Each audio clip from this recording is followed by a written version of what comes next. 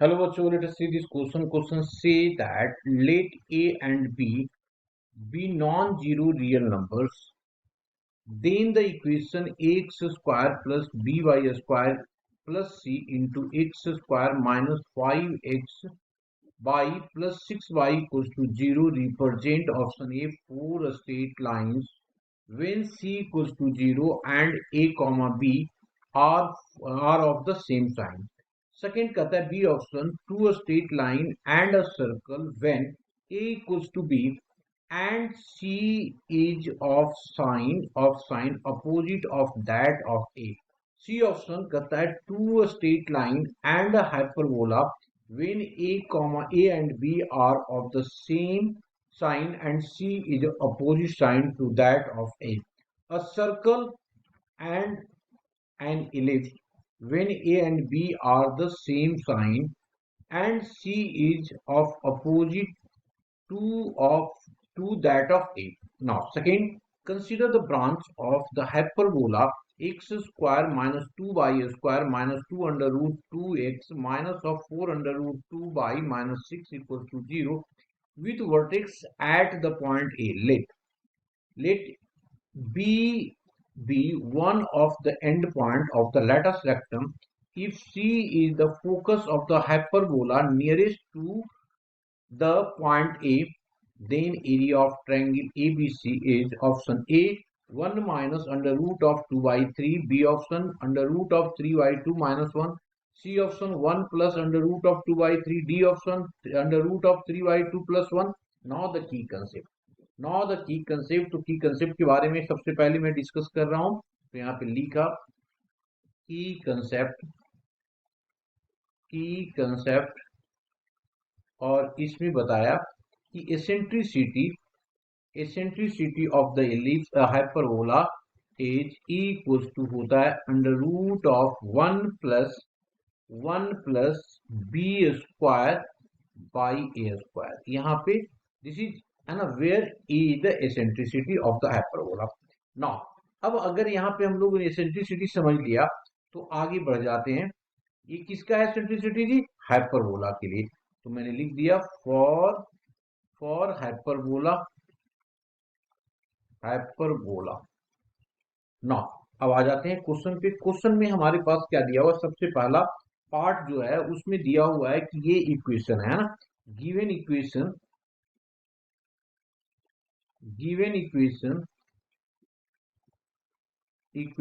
Is क्या दिया हुआ है? A x square plus of b y का square plus of c into x square minus of 5xy plus of 6y का square equal to 0.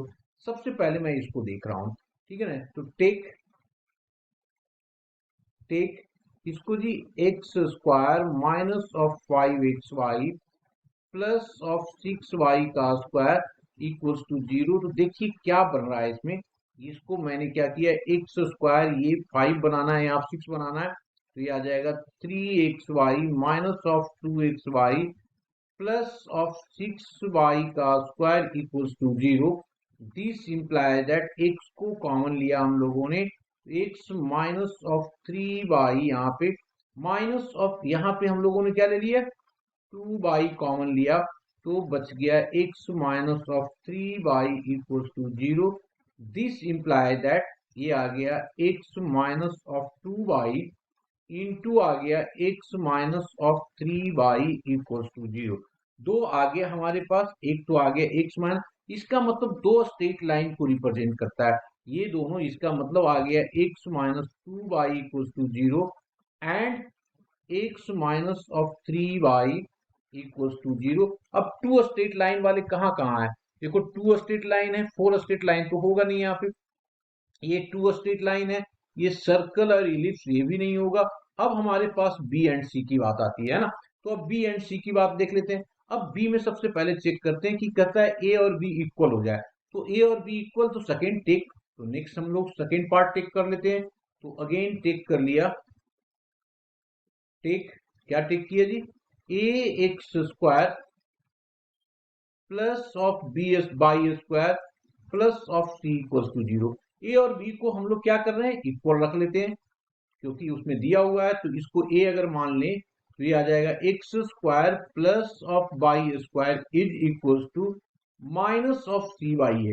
भाई ये तो एक सर्कल को बता रहा है, ये एक सर्कल को बता रहा है, और कंडीशन क्या करता है, c is of the opposite sign. Obvious है, अगर निगेटिव है तो सी और ए दोनों क्या होगा, एक दूसरे का अपोजिट साइन होगा।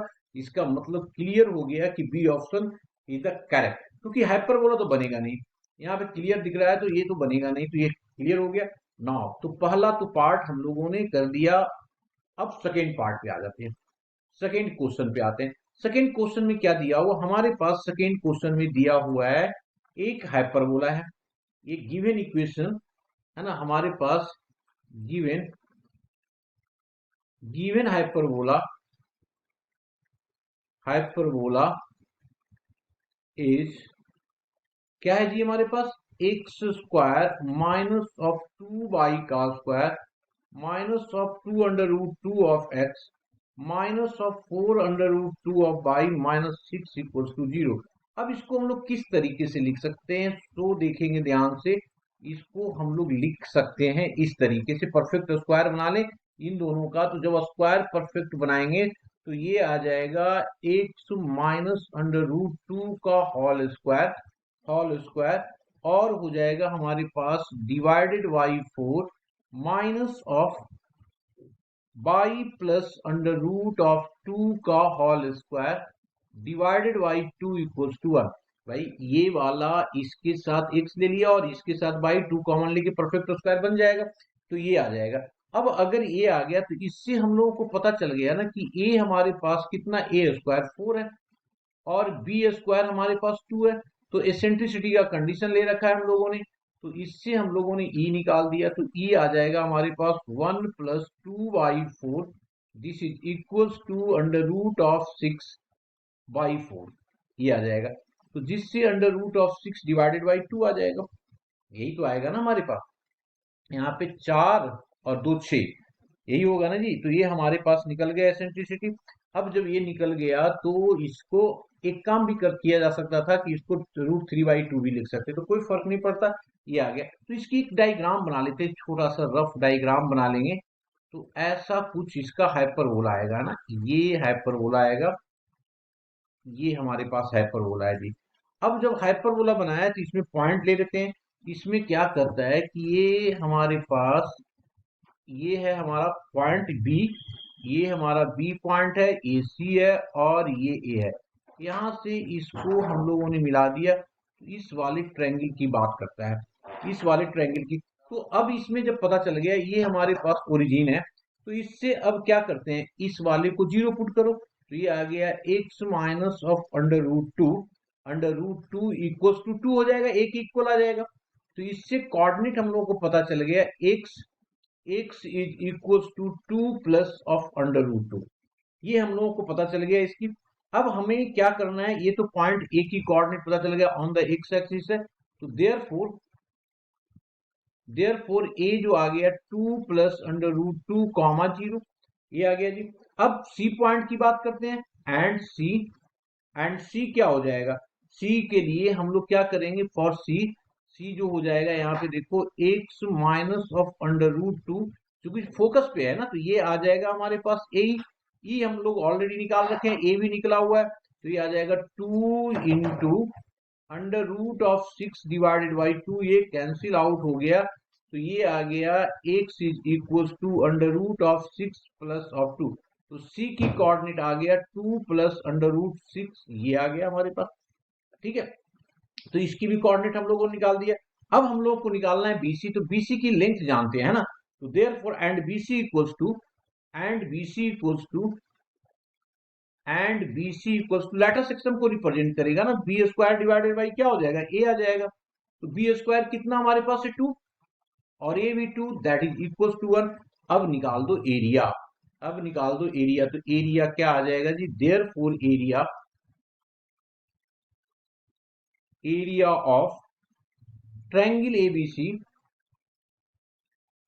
ABC is equals to half of, कोई भी ले ले, इसकी लेंथ तो पता चल रहा है ना, इसका लेंथ कितना हो जाएगा, देखो 6 - √2 हो जाएगा, एक √3/2 हो जाएगा। तो इसको लिख दिया हम लोगों ने, ये जो आ गया हमारे पास जी, दैट इज इक्वल्स टू, ये वाली पोर्शन देख लो यहाँ पे, एक हो गया BC, तो 1 आ गया, BC1 आ गया। इन दोनों का डिफरेंसेस देख लीजिए, तो ये 2 आ गया यहाँ पे, तो इसकी हम लोग क्या कर दिया, √6 आ जाएगा, है ना, क्योंकि यहाँ पे है √6 + 2, ये वाला हमारे पास, और ये 2 दोनों का डिफरेंशियल ले लेंगे तो √6 आ जाएगा। दिस इज इक्वल्स टू, ये क्या आ जाएगा, √6 डिवाइडेड बाई 2 आ जाएगा, ठीक है, ये आ जाएगा। इसमें एक -2 भी आ रहा है ना, -2 भी आ रहा है, तो ये आ गया √2 डिवाइडेड बाई 2 और -1। इसको अगर मैं सॉल्व करूंगा तो ये आ जाएगा √3/2 -1। देख लीजिए कौन सा ऑप्शन आ रहा है, √3/2 -1, that is the option B is the correct. Hope you understood it well, best of luck.